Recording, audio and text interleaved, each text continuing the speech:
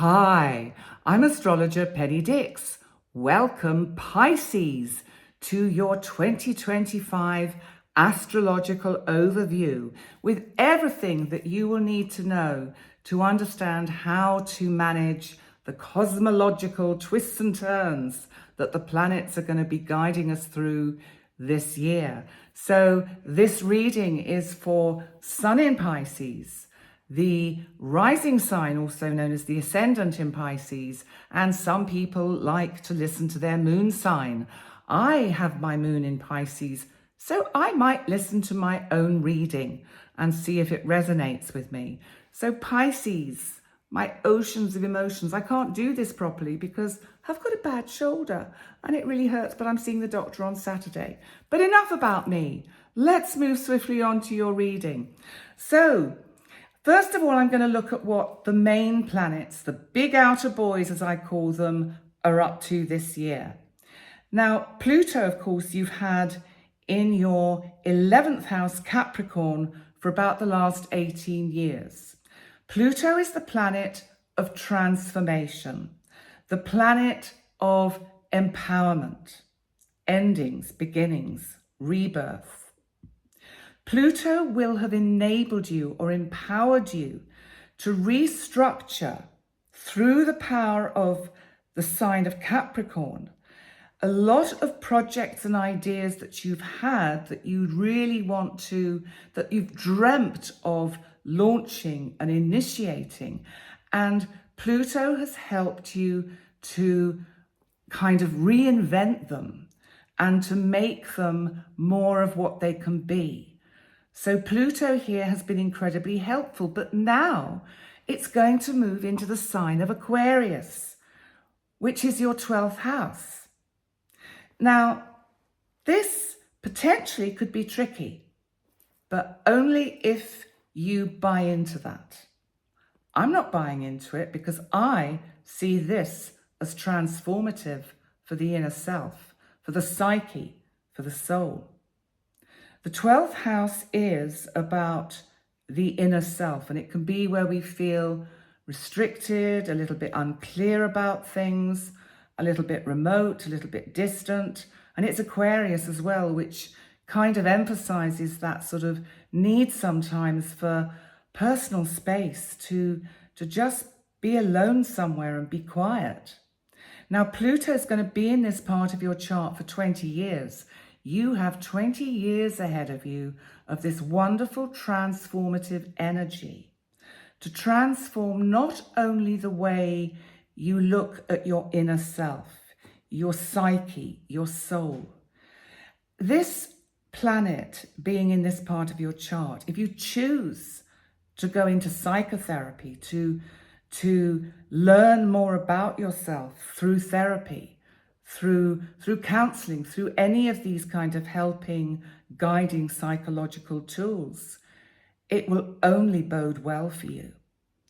Also, it's an excellent time to really work on developing your psychic and intuitive skills because of all the signs, Pisces, you have more access to the feeling side of life, the empathic, sympathetic and kind of sensitive sort of energies in life.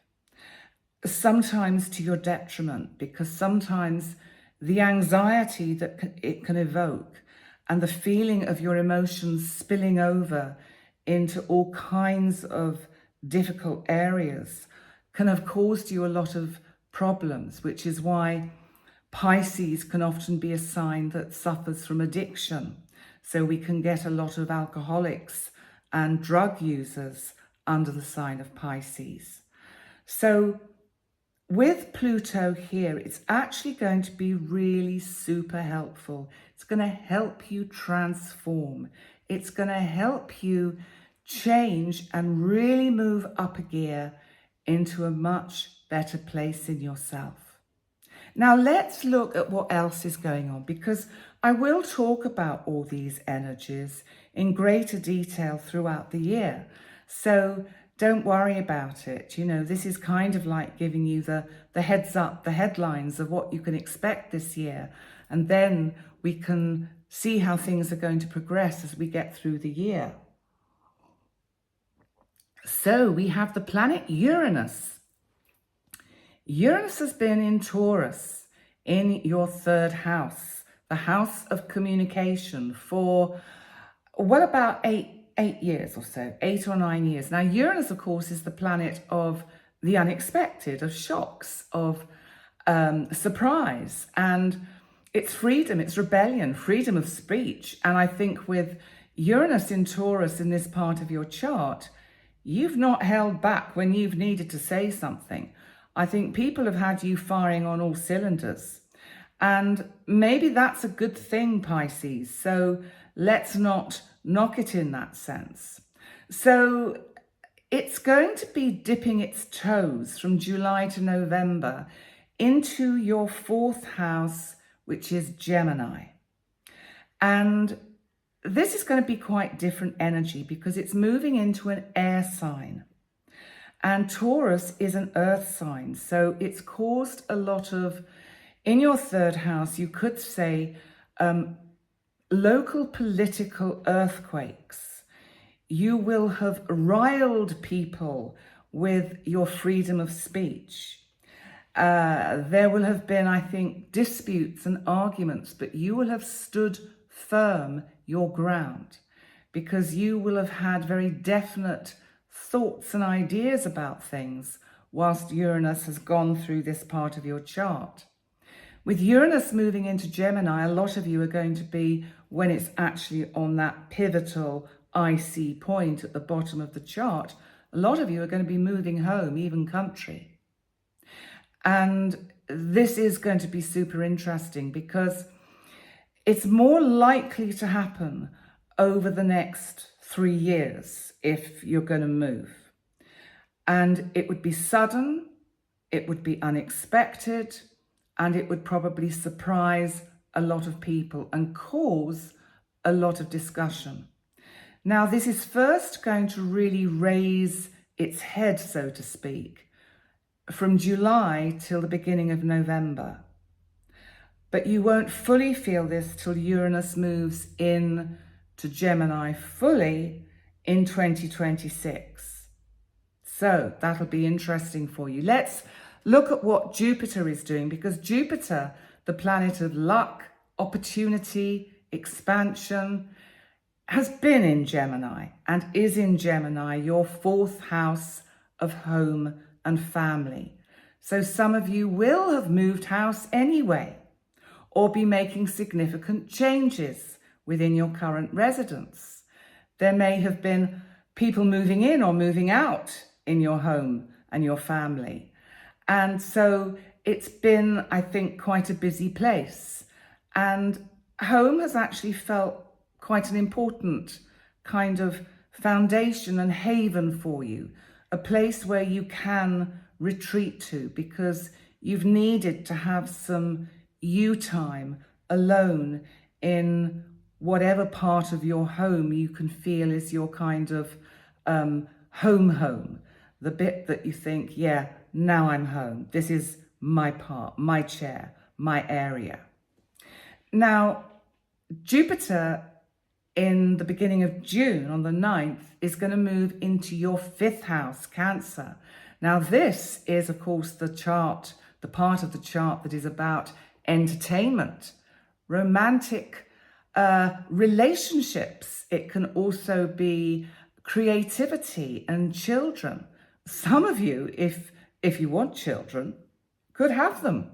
That could happen with Jupiter going through the fifth. It's here for a year.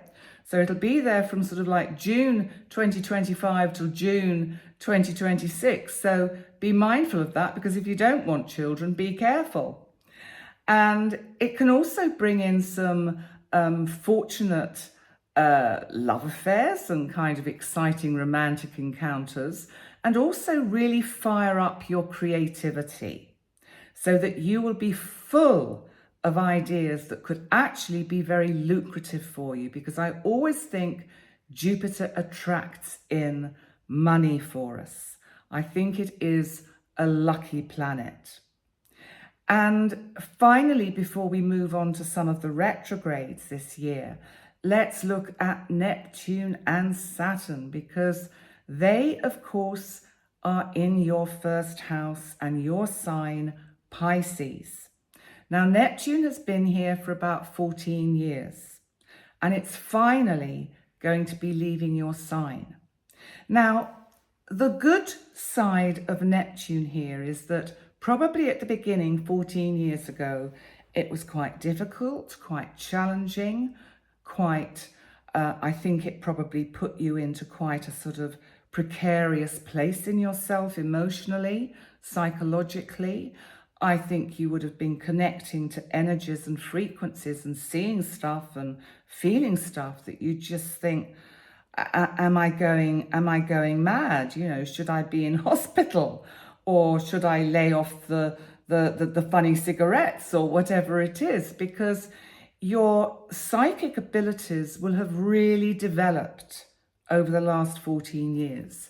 You will have been or become so much more aware that there are not just 5 senses, there are 6, there are 7, there are 8, and there are frequencies on every level of dimension of the universe that you have access to. Access to star beings, access to the teachings of past teachers and masters that perhaps have never even incarnated physically on this planet. So it's actually been a very developmental time for you on a psychic and psychological level, so that by now you will be feeling quite at home and managing and coping with these energies. If not, you will be one of the Pisces who has got lost down a rabbit hole of alcohol or drugs. And with Neptune's move into Aries, that may see you actually being able to nip that in the bud, knock it on the head, and get out of it. Because Pisces is the 12th sign of the Zodiac. So this is about completing a whole 12-year cycle. And when Neptune moves into Aries, your second house of finance, of economy, of how you make your living, it's like beginning again. So that even though Neptune could bring in a little bit of illusion, delusion, confusion about your financial situation, and a sense of anxiety that it might just, as quickly as it flows in, it flows out. So you will have to be very mindful to set some structure in place as soon as Neptune steps over that boundary, because luckily, fortunately, you've got Saturn coming there to help put some structure into your financial situation, because Saturn has been in your first house, Pisces, for about the last 3 years.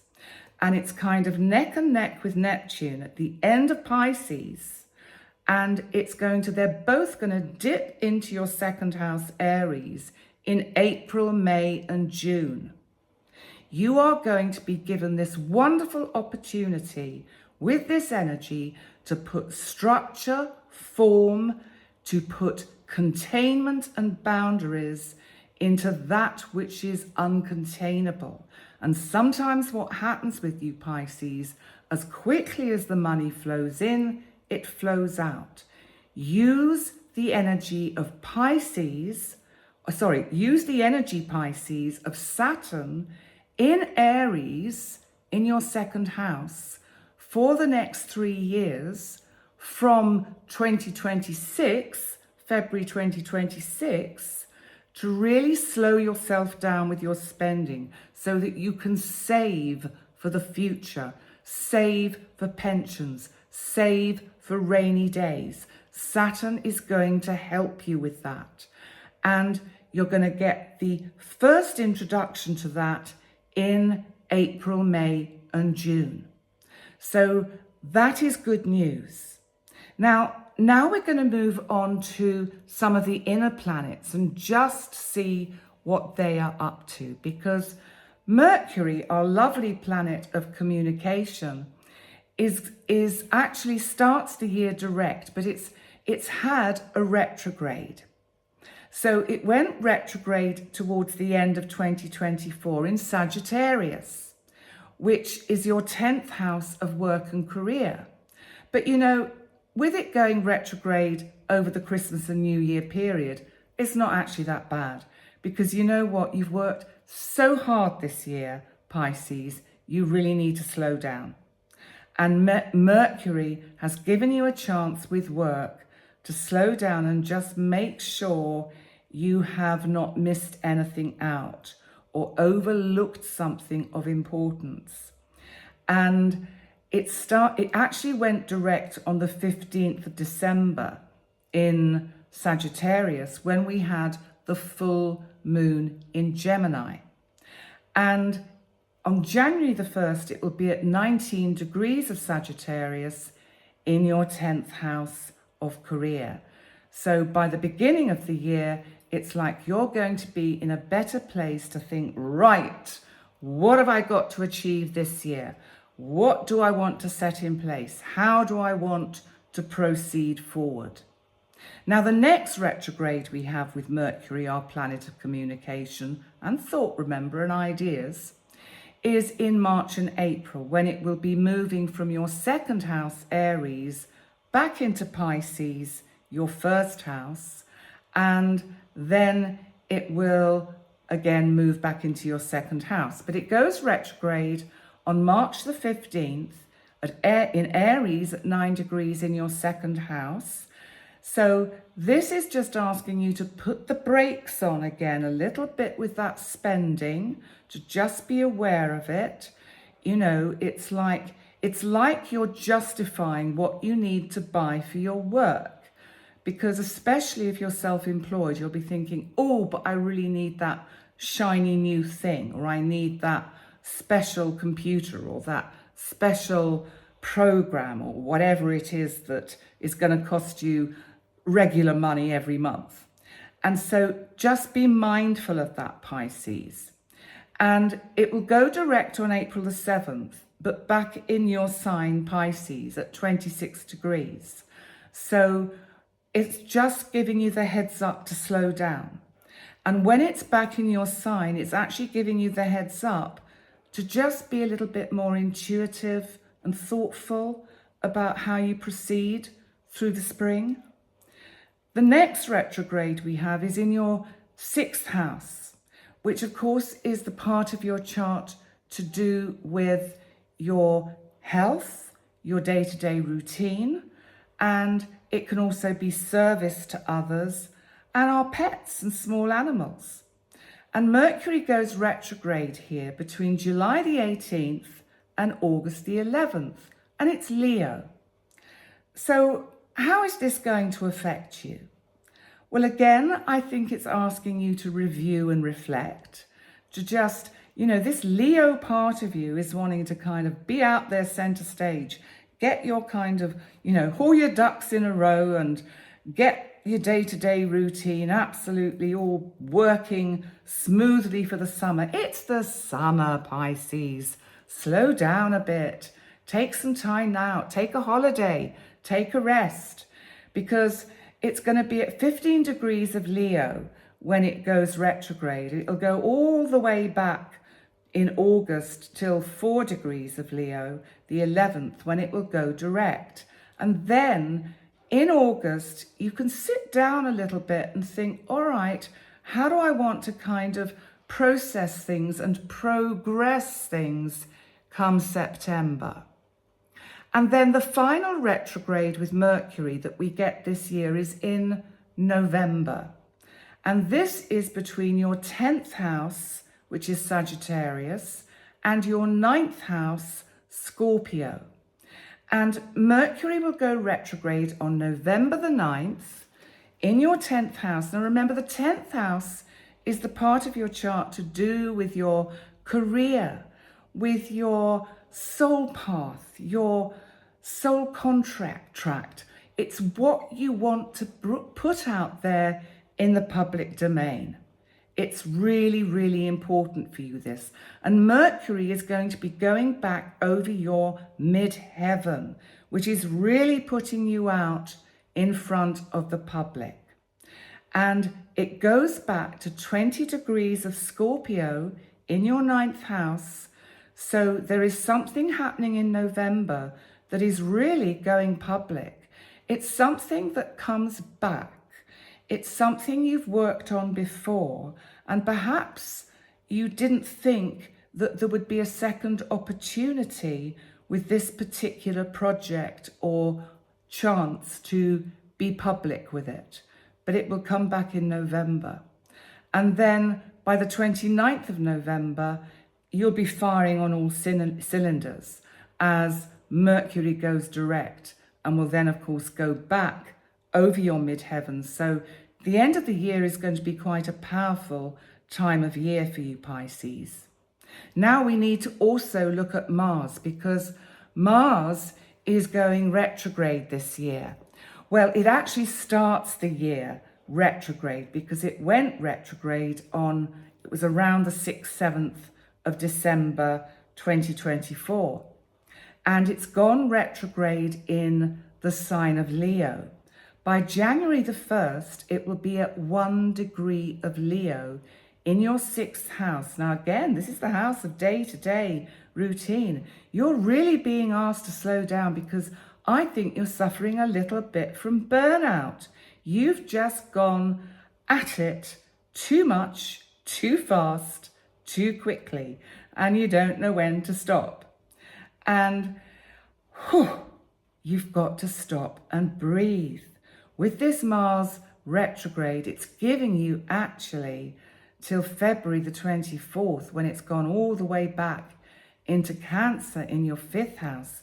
Now, if you haven't kind of voluntarily taken some time out, then Mars is going to slow you down with something so that you have to take time out. You know, I'm making a mental note to myself because I'm doing a little bit of this. I'm just going at it and going too fast. So note to self, slow down over Christmas and New Year. So this goes for all you Pisces, suns and ascendants and moons. Slow down, rest, have a slow and easy start in January. Just let things tick over. Because by February the 24th, Mars will go direct in Cancer at 17 degrees. You know, remember, Mars is about energy, activity, assertion, but also aggression and frustration and anger.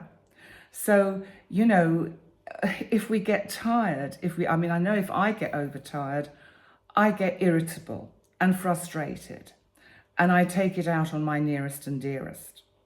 So we don't want that, do we? Now let's move on to Venus, our goddess of love and relationship, because Venus, of course, also known as Aphrodite. And I love reminding everybody of that wonderful Botticelli painting where Venus, known as Aphrodite, rises up out of the sea foam, is born from the sea foam in a beautiful shell with her wonderful golden locks falling down to her ankles, surrounding her body. And I just think that is quite beautiful. Anyway, Venus is the divine feminine, and Venus is having a retrograde this year, and it's going to be going retrograde in your 2nd house of finance. Now remember, Venus also represents finance, the economy, but also how you value you, how you look after you. Now it goes retrograde on March the 2nd in Aries at 10 degrees. So it's going to put a little bit of a slowdown on your financial side coming in on what you're accruing, but it's doing it for a very good reason. It's trying to slow you down so that Neptune energy, your ruling planet, doesn't make your well-earned cash drain your resources and drain away. it will retrograde all the way back into your sign Pisces. This is the first house, of course, all about you, how you want to appear to other people. And it goes all the way back to 24 degrees of your sign and then goes direct on April the 13th. So again, it's a little bit like a bit of time out, a bit of time for personal reflection, to think about your financial situation. And actually, in this sense, how much do you give yourself self-care? Because Venus is about love and relationship. But what about the relationship you have with you? How is it? Is it good? Do you care for you? Or do you push yourself to the limits like I do and then get burnt out? Just saying. Let's move on to the eclipses, because the eclipses this year we have 4. Now, the nodes, which are points in space, they're part of the ecliptic path of the moon, the sun and the earth, and they are what cause eclipses. We have a north node, and they change signs about every 18 months. And the north node has been in Aries. And so this has been in your second house of finance. So I think that the last 18 months has been quite good for you financially, and you've been working on saving for the future. Now, it's going to move back into your sign. This north node is going into Pisces. And on March the 29th, there's going to be a new moon partial solar eclipse in Aries at 8 degrees and 53 minutes in your second house. So let's just think about this a minute and think about what this means, because it's an eclipse, but it's a new moon. And so it's something is partially hidden. What is it that you're working on that you need to keep quiet about? Don't tell anyone, because they might steal your ideas. Keep quiet about it and keep working at it, because that way you will actually make the most out of this new moon solar eclipse. And just to remind you that, you know, it happens when the moon moves between the sun and the earth, so that the moon blocks out the sun's rays. So we get a shadow on the earth. Now we're on the earth, so what's casting a shadow on you, even though it's a new moon? So I think it's keep something under wraps until it's the right time to let it out there.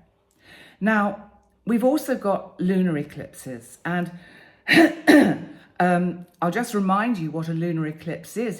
It takes place when we have a full moon, and it's when the earth comes between the sun and the moon, and the shadow of the earth covers the moon. And so when we have a total full moon lunar eclipse, it can look as if the moon can turn red. And we have a total lunar eclipse in Virgo in your 7th house of significant relationships. It's at 23 degrees and 58 minutes. And this is because the south node has moved back from Libra into your sign, into your opposite sign, Virgo. This is on March the 14th. It's a full moon. What needs to close that hasn't closed? What has been lingering on? Is it a business partnership? Is it a love relationship? But something has been lingering on that needs closure. And this full moon lunar eclipse is giving you the opportunity to finally make the changes that need to happen. Now, the next pair of eclipses are in September, where we have a full moon total lunar eclipse again, this time in your sign. So this is a south node, right? So, am I right? It's a No, sorry, it's a North Node lunar eclipse. So this is about your karmic destiny, where you're going towards. It's at 15 degrees and 24 minutes in your first house. It's on the 7th of September, and it's a full moon total lunar eclipse. You are making big changes about you. We are going to see a very different Mr. or Mrs. or Ms. or Mr. or whatever Pisces, because you're saying enough is enough. I want to change. I'm going to change. And it's like you're coming out of the shadows. Enough is enough. You want people to see the real, true, authentic you. And you're going to make sure that people do see the authentic you. Interesting, because then we have on the 21st of September a new moon partial solar eclipse. This time in Virgo. This is the South Node, and it's at 28 degrees and 59 minutes in your 7th house of significant relationships. So this is again an opportunity. It feels like something's either there or it's not there. It's there or it's not there. Is it a business partnership? Is it a love relationship? Is it your marriage? Is it just a significant relationship? There's something that needs to be decided. There's stuff that is not being said, and there is anxiety surrounding this situation that needs to be addressed. Because until you've addressed it, Pisces, it's going to be like a proverbial thorn in your side. So it really is super important that you try and resolve this. And September is giving you the opportunity to do this. Now let's move on to just one or two of the major transits happening this year. Now, first of all, I want you to think back to the beginning of November. So that would be the 1st, 2nd, 3rd, 4th, 5th of November 2024. Because Mars was in the sign of Cancer, which is your 5th house. And it was opposite Pluto in Capricorn in your 11th house. There was tension. Now, on the world stage, this was, of course, the American elections. So there was a lot of anxiety, dissension, disagreement, fear, a kind of real kind of split and divide, an absolute, you've got this Mars energy and this Pluto energy really tugging at each other. Pluto saying, come on, change, transform, reinvent yourself, think of new ideas, new ways of doing it. Mars in Cancer is saying, nope, shan't, don't want to. I want to stay where I am and do what I've always done, which is not like Mars. But of course, Mars doesn't like Cancer, doesn't like being in that sign. Now, at the beginning of the year, and you have to think about this on a personal level, what was going on for you at the beginning of November 2024? Because at the beginning of this year, 2025, 1st, 2nd, 3rd, it's exact, 4th, 5th, we have Mars in Leo in your 6th house, right, of day-to-day routine, of your health, opposite Pluto in Aquarius in your 12th house. So you've now got this energy tugging almost at your heartstrings.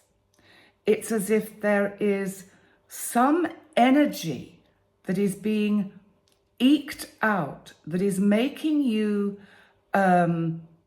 really go within and seek the truth. And what's happening is it's bringing up, I think, anxiety for you and frustration. Now, the good news is that you will work through this because of the transformative powers of Pluto in your 12th house. And by April the 27th, when we get the same energy again, then you will get a resolution. So let's move on to some of the other major transits. We've also got, remember, we've got Uranus, our planet of the unexpected, shocks, change, the planet of freedom of speech, rebellion. Not that you would ever think of being rebellious, Pisces. But of course, it's been in Taurus, your third house of communication, for about the last 8 or 9 years. Now, it's actually making a really helpful aspect to Saturn, the planet of boundaries, restriction, and containment, that is in your sign Pisces.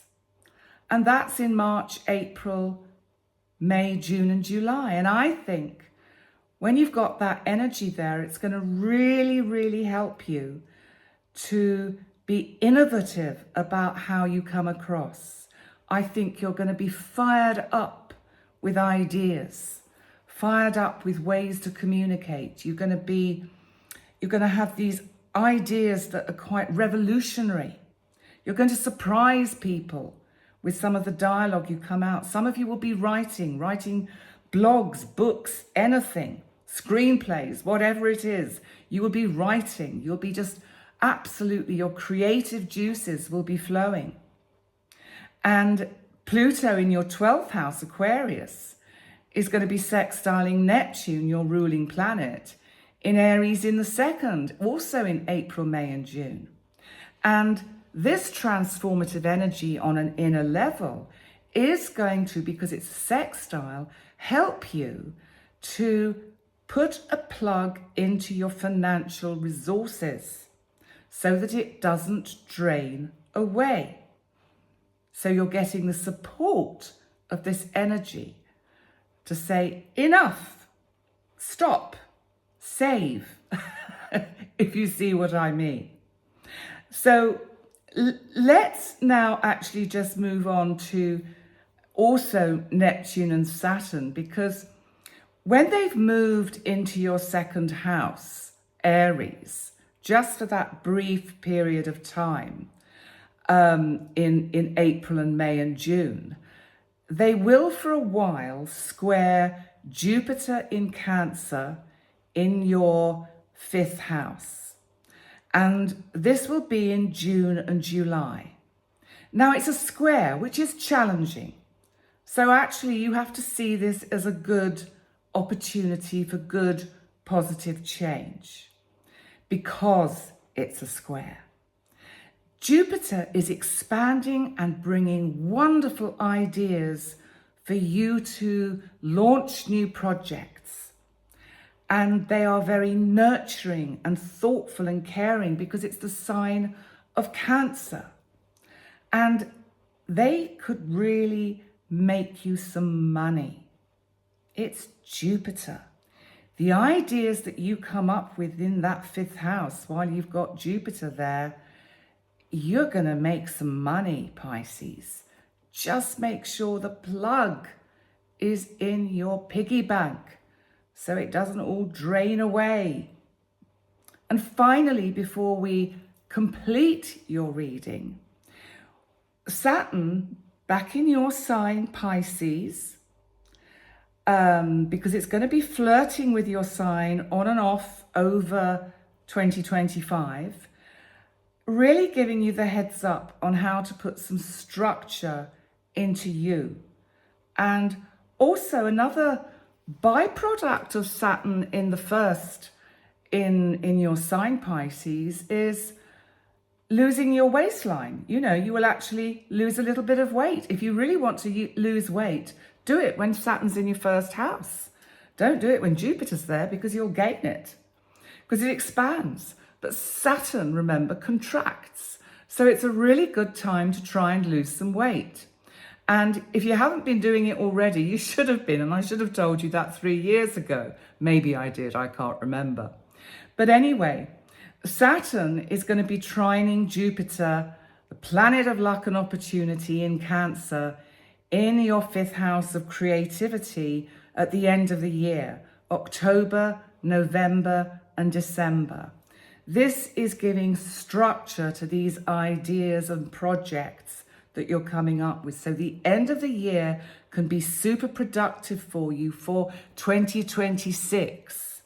And Pluto in Aquarius in your 12th house, trining Uranus, now back in Taurus till 2026, in your house of communication in October, November and December, is really changing the way you talk. If you're writing, if you're doing a book, if you're creating some kind of creative project, blogs, anything like that, channeling, I don't know, anything that is really innovative and unusual, it's really going to come from your gut and your heart and your soul. And the potential for it to be super successful is enormous. Let's finish on that word, enormous. Because you know what, Pisces? 2025 can be an enormously, awesomely kind of year of constructive progress for you. You can put a lot of things in place this year that have been all a little bit discombobulated over the last 2 to 3 years. So that by 2026, it's as if you've climbed up through the clouds and the turbulence as this plane is taking off, and you've reached the point where you're now above the clouds, plain sailing in the blue sky, and getting used to this higher altitude, getting used to Pluto in Aquarius in your 12th. Tuning into these higher frequencies, tuning into spirit, star beings, and this is what's going to unfold for the whole of humanity. You are one of the pioneers and leaders of this raise of human consciousness, Pisces. And the energy this year is really empowering you to do that and make those changes. So on that note, I'd like to say thank you so much for joining me for your 2025 astrological overview. Remember, if you would like to have a session with me next year, January, February, March and onward, go to my website, pennydix.com, and send me an email at penny@pennydix.com. I don't use my booking system. I am a control freak, and I like to control when and where and how and whom I see my clients. So I like to talk to you personally. So it's all very personal with me. And I like to say, let's find a time that suits both of our time zones. And then we're both happy and we're both relaxed and we can both enjoy the astrological reading of your birth chart with transits, looking at certain problem areas, whatever it is that you want to do. So check that out. And in the meantime, if you haven't seen my overview for 2025, do take a look, because it'll give you a broader picture also of what you can expect is going to be happening on the planet this year. And they're all time-stamped, time-linked to the overview.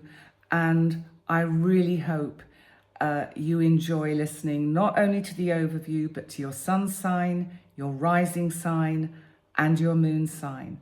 Thank you so much for joining me for this reading for 2025. And I really look forward to seeing you all again soon. You're all friggin' awesome, and I love you loads. Bye for now.